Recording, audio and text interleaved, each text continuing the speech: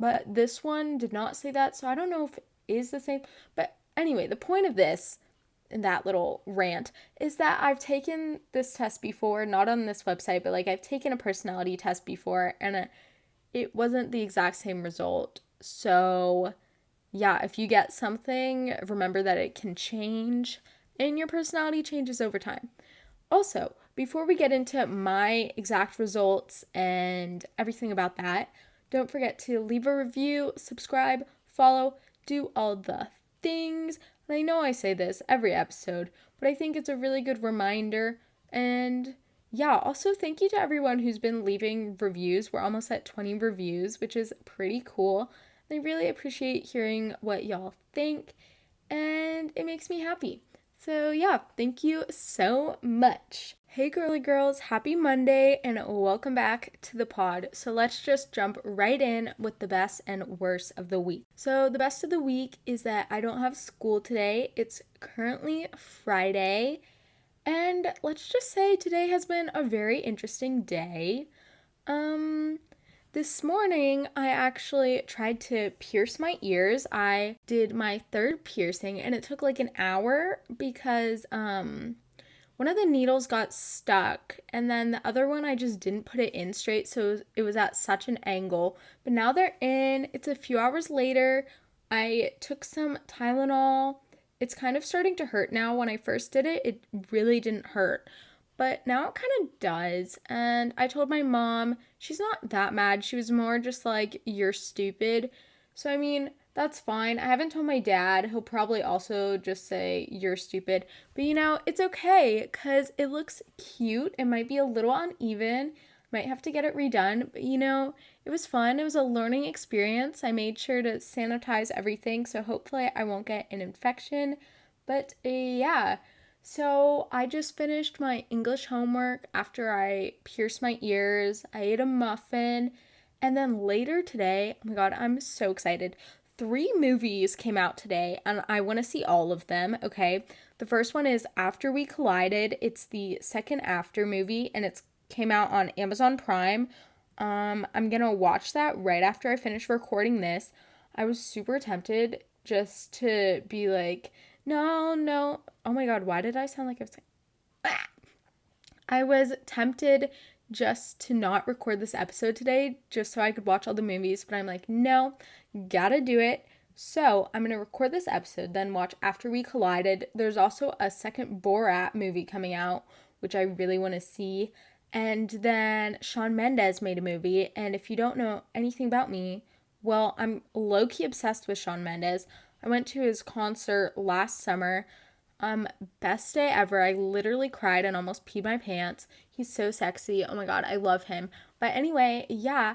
So I'm super excited to watch all of those. So that's pretty much my plan for the rest of the day. And then I have like other homework, but honestly, I think I'm just gonna do it over the weekend because I really want to watch these movies. And my dad's at work today, and my mom is out of town, so that means I have to watch the dog, Tilly. So I probably should walk her. I'm not a very good dog mom, okay? I feel bad, but like I'm really not. It's not my thing. But yeah, so today is a good day and cool. So worst of the week was just some friend drama at the beginning of the week, and I don't really want to talk about it just in case someone who's a part of it is listening, but it was just a rough week and it was not very fun to deal with. There were tears and yeah, but I mean, today has been a good day so far. That was just at the beginning of the week, and it was just kind of rough and not really the best to deal with. And also, I'm literally recording this episode 2 weeks before it's supposed to go out because I recorded my previous episode about guy best friends super early. And yeah, so everything that's happening now will have happened like 2 weeks ago, which is kind of weird to think about. But I know that this is like early for me to record, but I just thought I might as well just stay on schedule and just record every Friday. So then, let's say for 1 week, if I wasn't really feeling it, that I wouldn't have to miss an episode. So I'd rather just do that. And I'm just hoping that this friend drama will be resolved by the time this episode goes out. And yeah. But I mean, it wasn't that bad. It was just kind of rough. So the quote of the week is actually from a poem. I'm not going to say her name right. I apologize. Please don't attack me. Rupi Kaur? I don't know. But she wrote Milk and Honey, and the sun is also the sun and her flowers, which I've read both of her books of poems. They're super good. So this is from one of those, and it is, let it go, let it leave, let it happen. Nothing in this world was promised or belonged to you anyway. All you own is yourself. And I really liked this quote because I just think it helps you remember that everything isn't in your control, but what you do have control over is yourself and what you do, and also how you handle things that are thrown at you. And this quote resonated with me, especially with all the drama that I've had to deal with, and it's nice to relate to something like this. And I've read both of her books, and they're really good and super inspiring. And yeah, I don't know, maybe one day I'll just like go through it and pick out some of my favorite poems from there. But you should definitely check her out if you liked this poem. Check out her books if you haven't already. Also, DM me if you've read any of her books because they're super good and really relatable. So this week, I've just been like super over online school. I'm so done with it. It's not my favorite. I say this every episode, but I just want to go back in person, but I can't because the cases in Kentucky are rising, so that really sucks. And as I've already said, my mom is out of town. She's in California right now with my grandma, and it's a long weekend. I'm gonna watch some movies, and yeah, I'm super excited for the weekend, super excited for everything that is coming, and I have a lot to get done this weekend. Last night, I stayed up till 12. We had the presidential debate, which was not a shit show like the last one, which was good, but it was still kind of hard to listen to. It got boring at some points, but I listened to the whole thing, and then after that, I did some Instagram post things, like made Instagram posts. Then I also scheduled my weekly newsletter and wrote that. Also, if you're not a part of that, then what are you doing? Join it. Link in description. You get to hear more about my weeks and what I've been going through, and it's a lot more specific. And also, I tell you some of my favorite things from that week. So if you're interested in that and want to hear more from me, then definitely make sure to join. And then also, yesterday, I did the majority of my homework. So today, I only really had to do English. And then over the weekend, I just have to do some more like long-term project things. But yeah, the weather is good. I'm wearing a dress. I feel like whenever I record, I wear the same outfit. I guess that's because whenever I'm recording, I'm in a good mood. But it's my blue flowery dress. It's super cute. It's from Target. It's my fave. And I just feel super cute, super excited to talk about my personality test and my results today. And also, thought I should mention this, but I was inspired by the Wild Till 9 podcast because they did something like this, testing their compatibility and talked about like personality tests. So then I got super bored one day and I was like, well, might as well. So then I did, and here we are. And so I took the test on Wednesday, and it's the Meyer Briggs personality test from 16 personalities. And I'll have the website linked in the description. So if you also want to do this, then go for it. And it takes around like 15 to 20 minutes. And also, let me know what your personality is because I think it's really cool. And also, if you have the same one as me, that'd be kind of cool. And let me know if it's accurate also. And this actually wasn't the first time that I've taken a personality test. I've taken one in 8th grade, I think. We had to do it for some class, but instead it wasn't online. It was on paper. We had to answer all these questions. I think there were like 100, and I don't really remember what I got, but I feel like it was kind of the same. But all I remember was that for the career path, it said that I should be a counselor. For the personality test, I got an ISFJ-T. I don't know if I'm supposed to say the dash T. So that is pretty much it's called the Defender personality.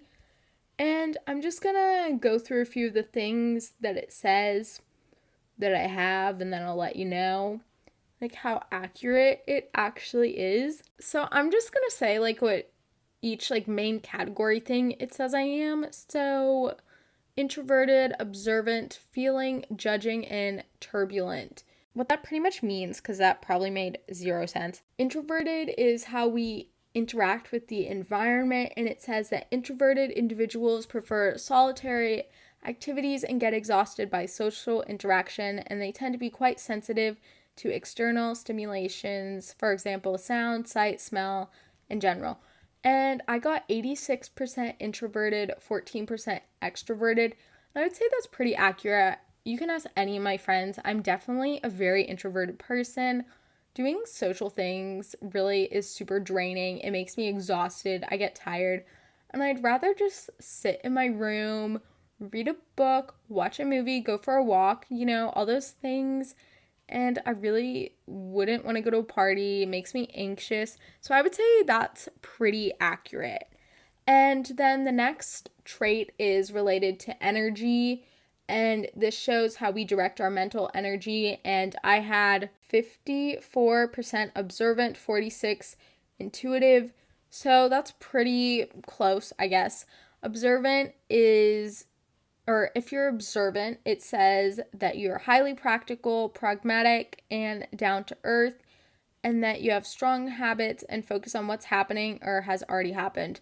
I would say that's pretty accurate. I definitely try to set habits. I mean, of course, it's hard to keep habits, especially if they're challenging, but I would say I'm very practical and that I definitely try to focus on what's happening, but also I can tend to dwell on things that have already happened.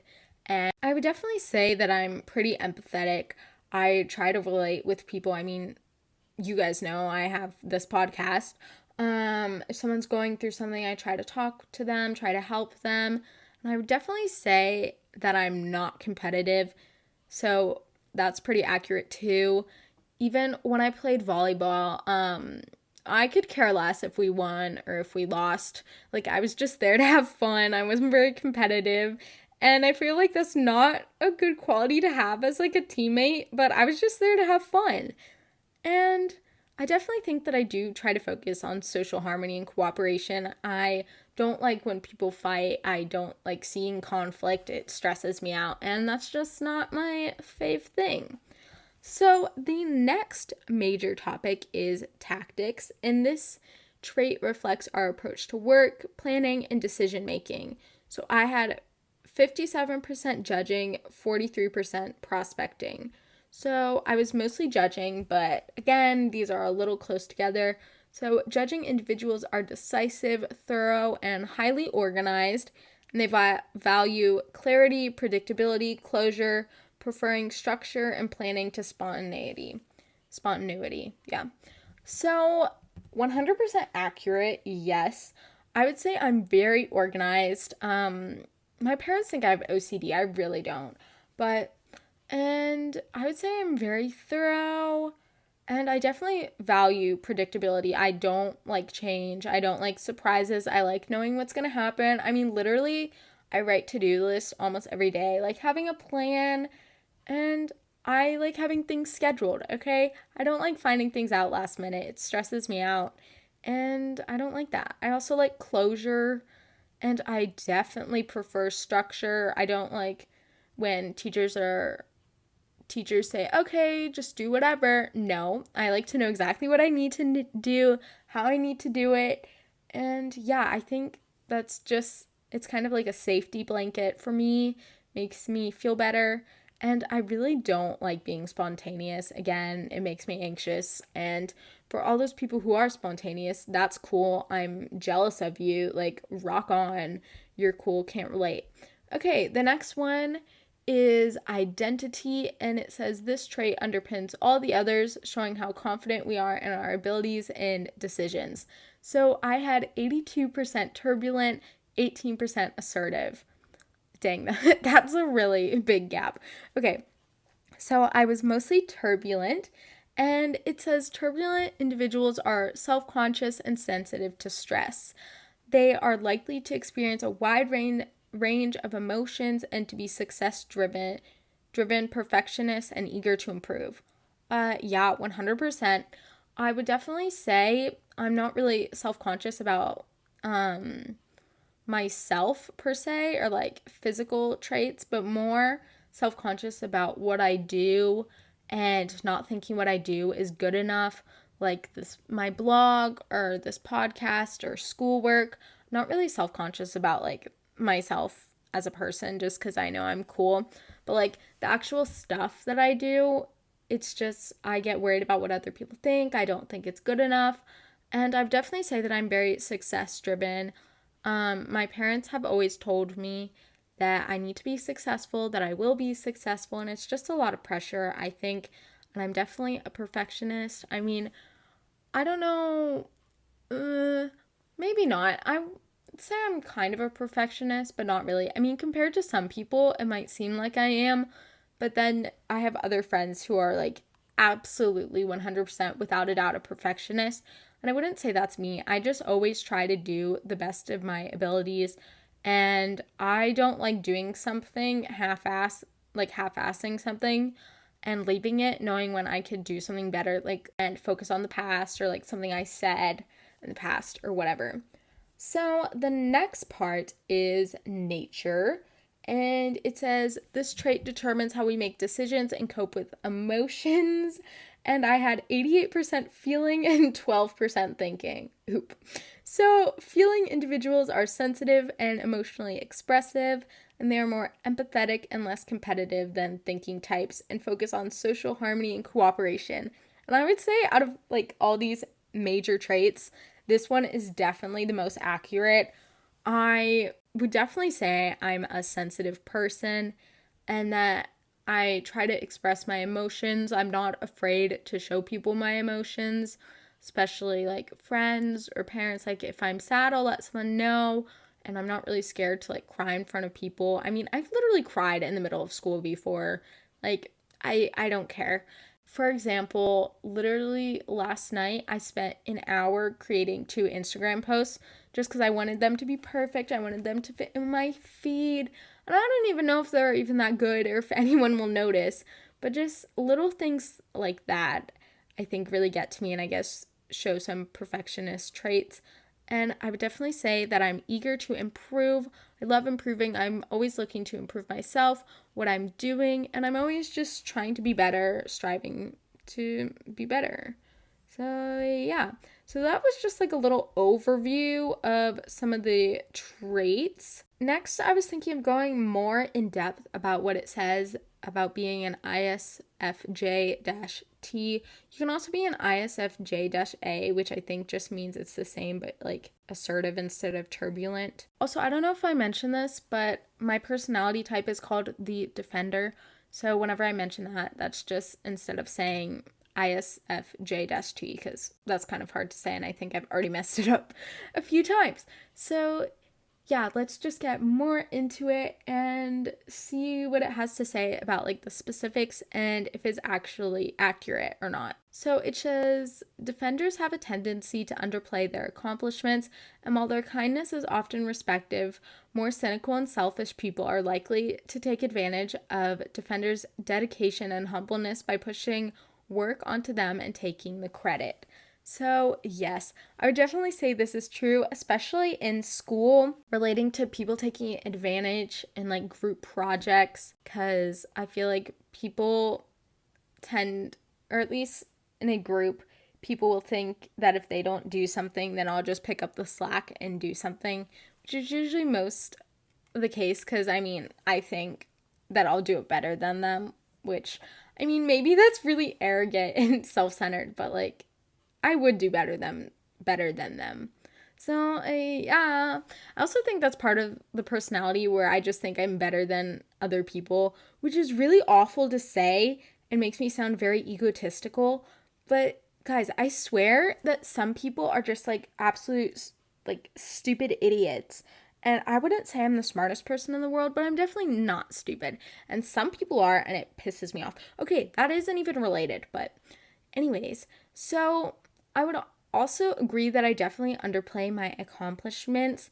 I really just get embarrassed when I do something. I don't like being the center of attention. I don't like people really finding out. I like to keep things secret. And I don't know, that's probably not really good, but yeah. And it also says that defenders are naturally social, which is kind of weird for introverts, which is so true, I guess, kind of. I would say that when I'm with my friends, I'm pretty social, but like I am an introvert. But if someone doesn't invite me, then I'm not going to try to go out there and try to be social. But like if I am invited, then I'll go most of the times. It also says relating to not taking credit or underplaying accomplishments and like letting people take advantage of you, that defenders may never be truly comfortable in the spotlight, totally agree, and may feel guilty taking due credit for team efforts. Defenders are also likely to feel a level of satisfaction in what they do that many other personality types can only dream of. So I would agree with that have never really been comfortable in the spotlight. I don't really like public speaking. I mean, I don't mind it. Like, I'm not scared of it. I had to take a public speaking class, but I don't like when I'm in a big group of people and the subject is related to me. Like, that stresses me out, and I really don't enjoy that type of attention. And I would also agree that in group projects, I would not care to take all the credit for something. That makes me feel uncomfortable, and then I feel like people will get mad at me even if I did do more. Like, it stresses me out and I don't like that. But I've definitely also agreed that I do feel a level of satisfaction in what I do, especially with this podcast. I'm proud of it. It just makes me, I don't really like telling my friends about it or my family about it. I mean, a lot of my friends do know and most of my family does, but it makes me uncomfortable when people talk about it. Yeah, and I don't really like talking about it with my friends because I feel like it's more just something that I'm doing. And it's like, you can listen to the podcast, but I mean, I'd rather you not. And there's some people who I've told that to, and they still listen. And if they are listening to this, then yes, I am talking about you. If you're confused, then it's fine. Okay, so moving on to some strengths and weaknesses of my personality type. Yeah, so let's just start out with the strengths. So, because I mean, what weaknesses are there?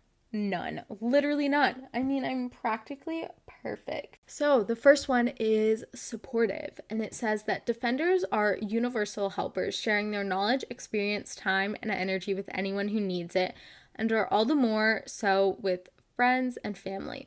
People with this personality type strive for win-win situations, choosing empathy over judgment whenever possible. I would say that's pretty accurate. I mean, that kind of makes me sound like a saint, but like for the majority of time, I mean, I like helping people. If you listen to the Guy Best Friend episode, then you would know that I went to major in psychology. I like listening to people. I like helping people. My dad's a doctor. He's always told me that he wanted to be a doctor because he wanted to help people. And I just think that I always feel a need to help someone or to help someone who's struggling. And especially if I've gone through the same thing, then I try to give my advice. I mean, this is why I started the podcast. I like helping people. I want to share my experiences and help other teen girls. And also just be like relatable and, you know, like your BFF, which I mean, we practically are BFFs. So yeah, the next two, I guess 1, 2-ish, they group these words together, is reliable and patient. Rather than offering sporadic, excited rushes that leave things half finished, defenders are meticulous and careful, taking a steady approach and bending with the needs of the situation just enough to accomplish their end goals. Defenders not only ensure that things are done to the highest standard, but often go well beyond what is required. Yeah, I would say that's very true. I never leave anything half finished, really. Well, I mean, today when I was piercing my ears, I almost left the needle in and was like, whatever, fuck it, I'm just gonna leave it in. But then I realized that I couldn't take it out, so I had to keep going. So, I mean, but most things I do, I always try to finish, and that's why I think it's so hard for me to take breaks with the podcast or the blog just because I feel like I'm not living up to what I know that I can do and what goals that I have and the high standards that I set for myself. Because I think that's where often I would have my downfall, is that I have such high standards and expectations from me and the work that I do that it's often really hard and challenging when I don't meet those standards, even though most of the time they can be very unrealistic and unachievable. But I always think that it's good to set higher standards for yourself just to see what you can accomplish and what you should be striving for. So the next one is imaginative and observant.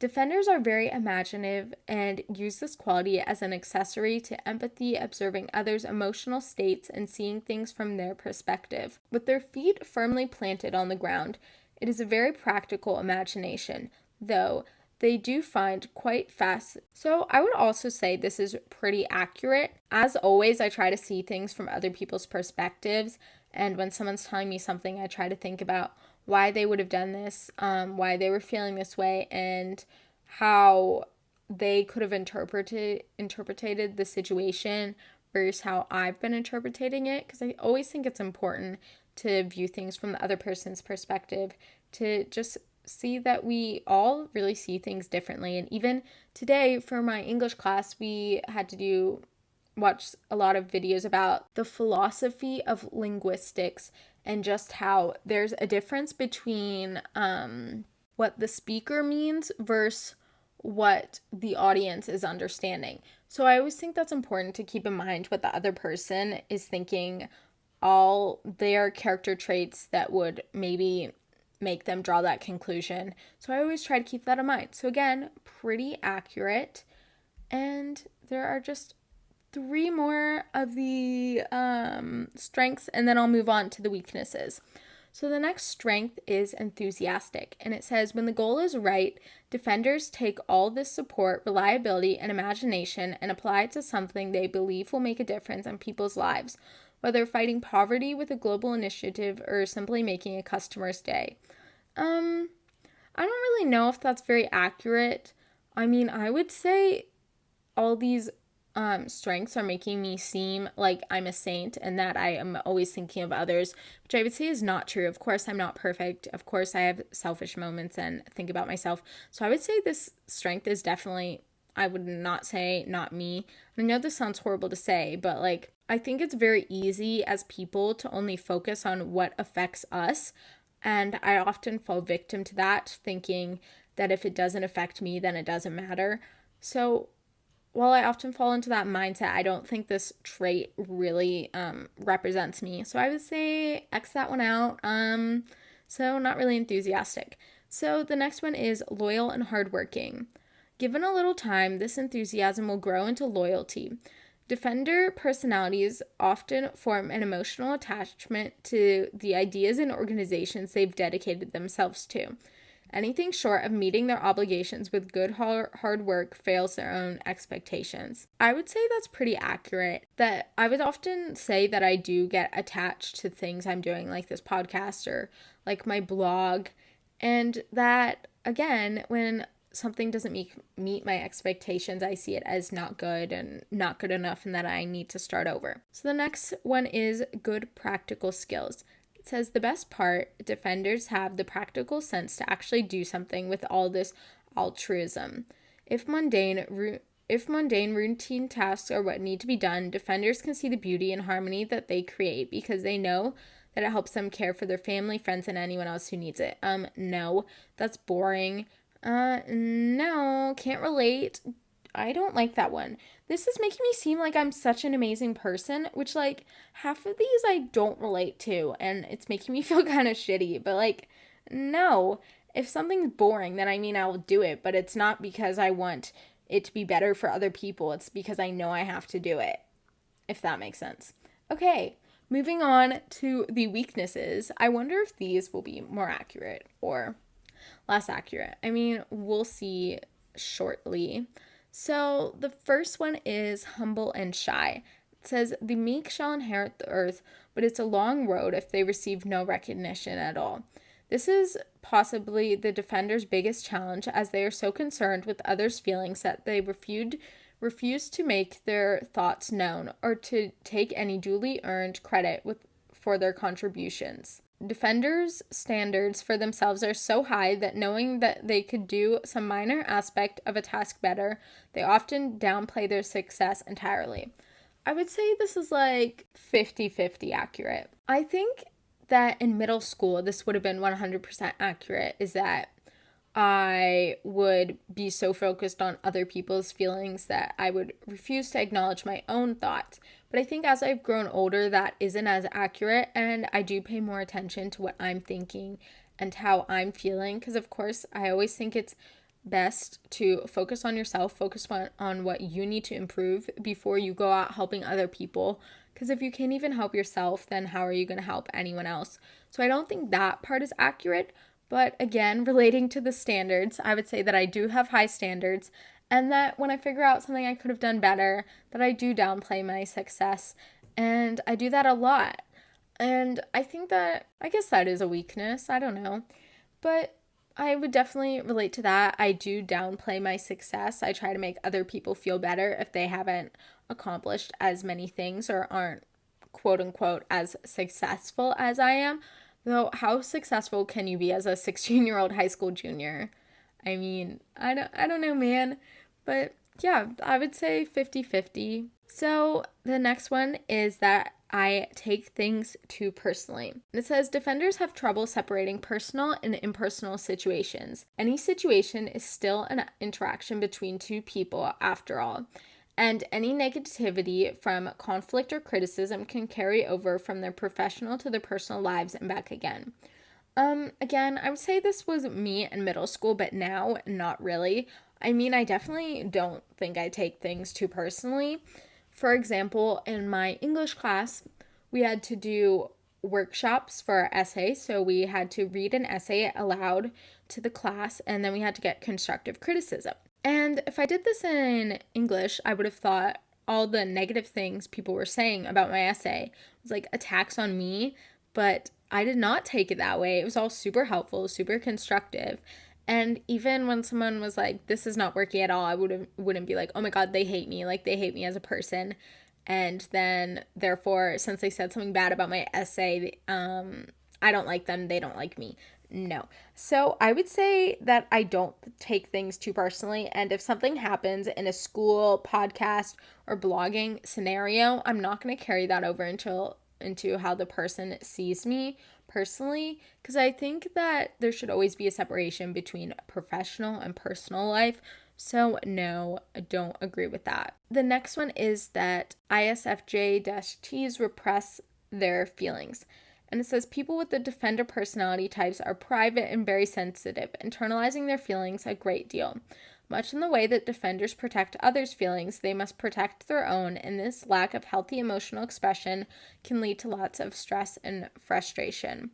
I would say this is kind of accurate. It depends on the situation and who the person is, but often I have found that there are times where, for long periods of time, I won't say how I'm feeling and that it'll build up and just kind of explode. But I think I've gotten better at that over time. But of course, I still struggle with it. And I often struggle with overthinking, where I'll just replay things in my mind over and over again. So that is also related, I guess. I definitely think that it can lead to a lot of stress and frustration and just overall anxiety about like being with another person, especially if it's about someone. I know I've done this with friends. If something's bothering me with them and I won't tell them, and then I'll just keep thinking about it, and then they'll be mad at me, and then I'll snap at them, but they won't know why. And I think I've gotten better at this. I mean, I try to tell people when they're annoying me, which I think this isn't listed on here, I don't think, but a big weakness is that I get so annoyed by people. I just can't handle stupidity. I've said that in multiple episodes. Like, I don't fuck with stupid people. And this might sound very arrogant, and it is. But I can't, and it bothers me so much. Okay, moving on.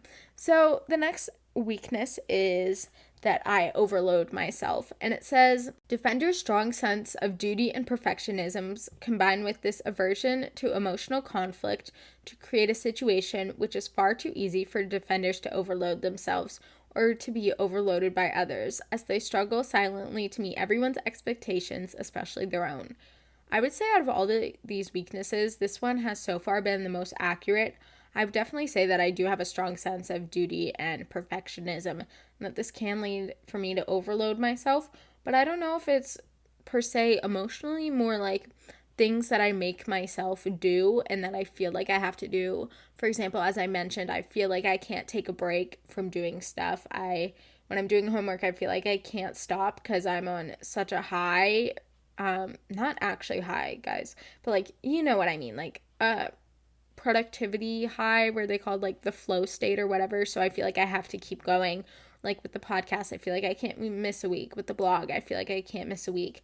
And I think that can lead to overload. And I often have such high expectations for myself that I feel like when I'm not meeting those standards that I'm not good enough and that I failed, even though I just set too high standards for myself, you know?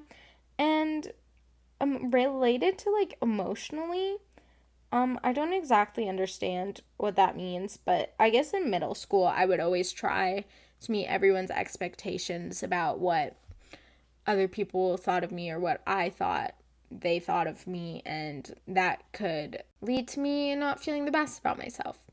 The next weakness is reluctance to change.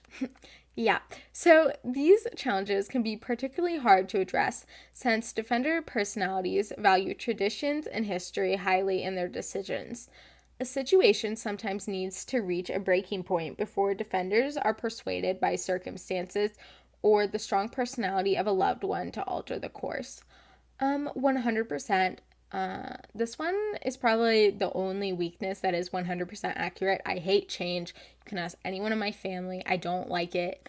My mom often talks about us moving houses, moving to South Carolina. I'm like, I know. Or like, both my siblings go to boarding school, so people always ask me, why don't you go to boarding school, Carmen? Why don't you just transfer senior year? But I feel like I do fine at boarding school, but it's just because of the change that I don't like that. And as this description said, that it takes a lot for me to change and to do something that causes change, which I think is not good because change is what creates growth. And so if everything's stagnant, then there's not going to be any growth, which means there's no improvement, which is kind of hypocritical to what the personality type was saying that I was earlier, since if I always strive to be improving, then it's ironic that I'm so reluctant to change, which I mean is so true. And I think that in a lot of personalities, a lot of the traits are super hypocritical and super ironic. The next one is too altruistic, and it says this is all compounded and reinforced by the defender's otherwise wonderful quality of altruism. Being such warm, good-natured people, yeah, defenders are willing to let things slide, to believe that things will get better soon, to not burden others by accepting their offers of help while their troubles mount unassisted. So I would say this one is kind of true. I mean, I guess it is, but I do often let things slide, like if someone does something, but I don't forget about it and I'll remember it in the future with future actions. But I do definitely think that I'm reluctant to ask people for help and to get help from others. I mean, for example, with math homework, I will wait till I reach a breaking point before I ask for help. I'll wait till I'm in tears, till I've been doing it for 3 hours, and then I'll finally email my teacher. But just things like that. I don't like asking for help. I like trying to figure things out by myself, but I think I've gotten better at that over time. There are some other things that it just goes over. So that was pretty much just like a little summary going through my personality type.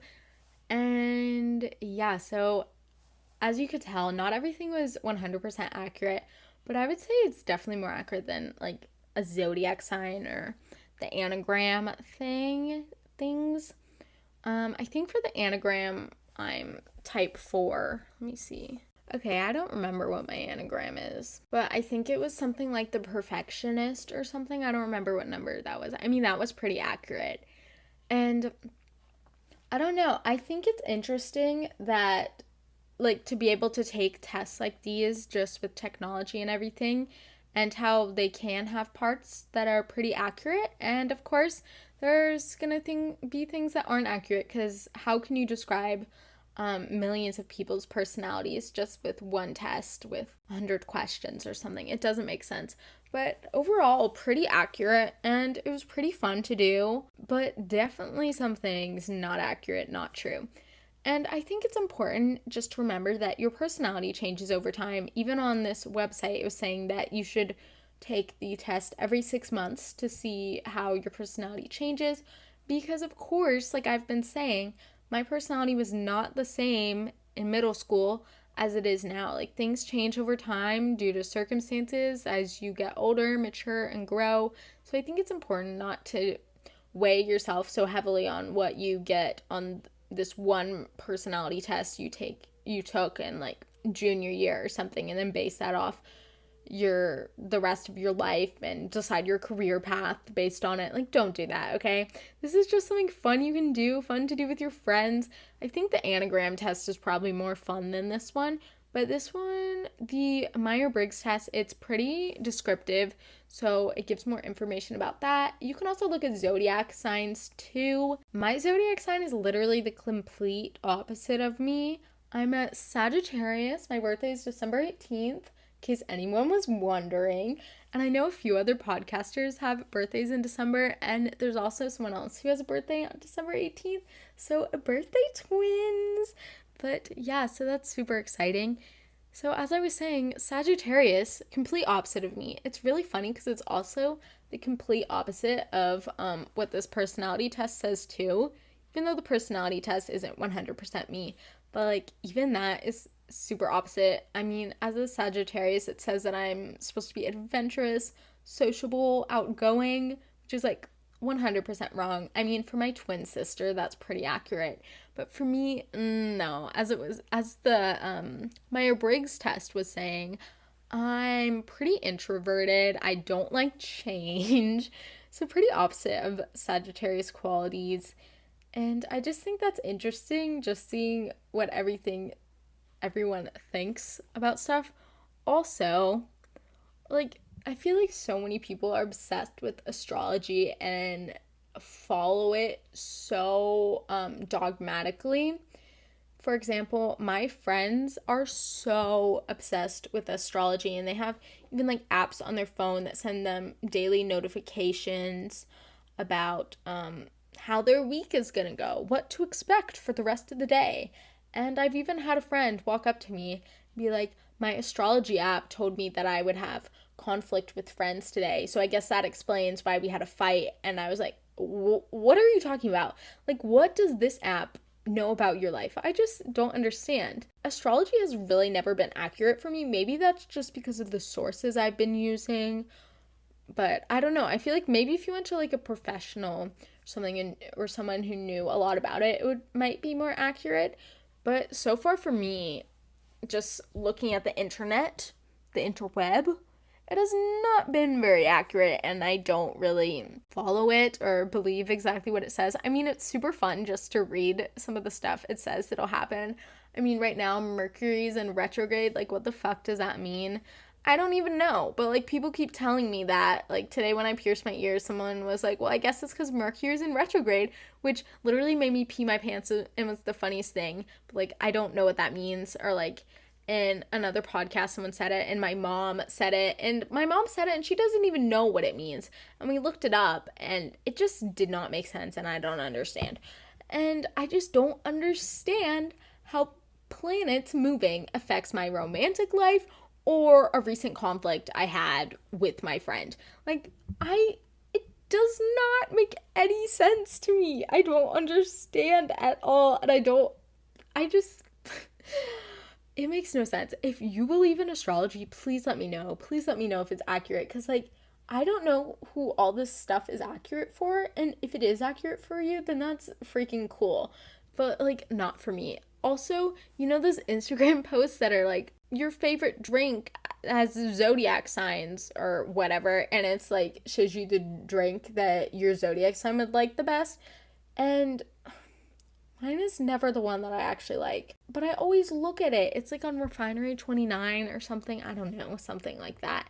And I think it's funny that I look at all those things, but yeah, I don't believe anything that it says. Literally, I swear every single podcaster on Instagram is a Sagittarius, and I think I know at least 3, which is really funny because when I was younger, I only knew like 2 people born in December, and I thought I was special, and I was like, oh my god, I'm so rare. I'm a December baby. I'm a Sagittarius. No, there's literally so many people born in December.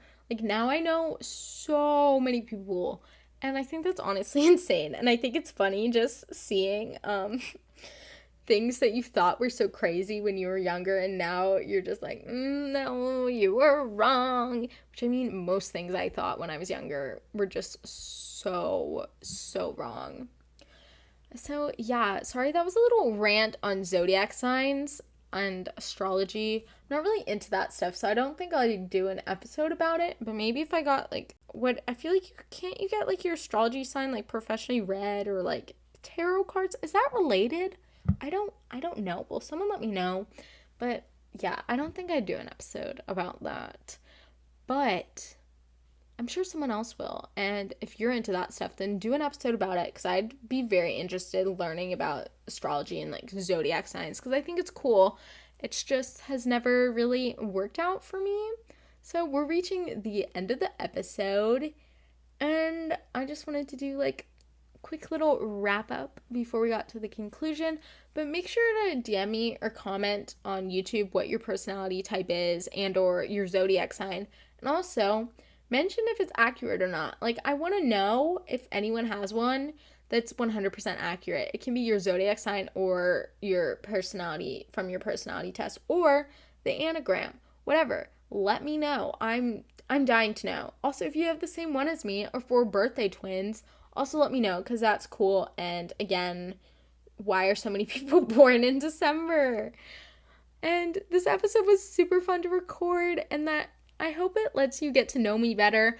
I know that I never really did an official get to know me episode. I was thinking that maybe when I reached 1,000 followers on Instagram, that I might do a Q&A episode just of questions you want to know about me, my podcast, my blog, school, advice, whatever. So let me know if you'd be interested in that. I don't really want to do it right now because I feel like I wouldn't get enough questions, but I'm waiting till I get to like 1K because I think that'd be cool and fun.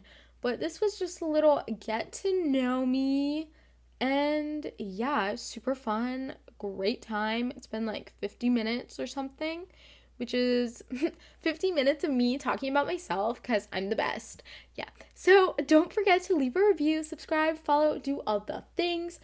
This is just your second reminder, because if you didn't do it the first time, then what are you doing? I mean, I thought this was your favorite podcast, so I don't know why you haven't done any of those things. But also, if you're new here, welcome. Probably should have said that at the beginning, but hello, welcome.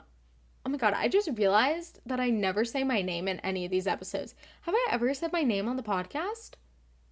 Oh my god, I feel so dumb. Hi, I'm Carmen. Welcome to the Girly Girl podcast. 50 minutes in. Okay, I really need to start introducing myself at the beginning, don't I? Because if someone just randomly listens to these, they're going to be like, who is this girl? What is her name? I don't know. Wow. Okay, we're gonna end it right there. Bye. No, I'm kidding. Sorry. Okay, but make sure to check out all the links in the description of this episode to find my blog, newsletter, link to the personality test, etc., whatever. Make sure to follow me on Instagram at the Girly Girl Podcast if you haven't already. And thank you all so much for the love and all the support. And also, a lot of people told me they wanted me to do this episode, so I hope this met your standards. I mean, I know I have high expectations. I'm sure when I'm editing this, I'll have some extra thoughts. I mean, this is weird, but whenever I edit it, it's like kind of fun because it's like I get to listen to it too. Because I don't listen to my episodes like when I post them. I think that's weird. But just like listening to when I'm editing, it's kind of fun and I make myself laugh. Is that bad? I don't know. But anyway, you rock. You're a bad bitch. And I love you. Bye.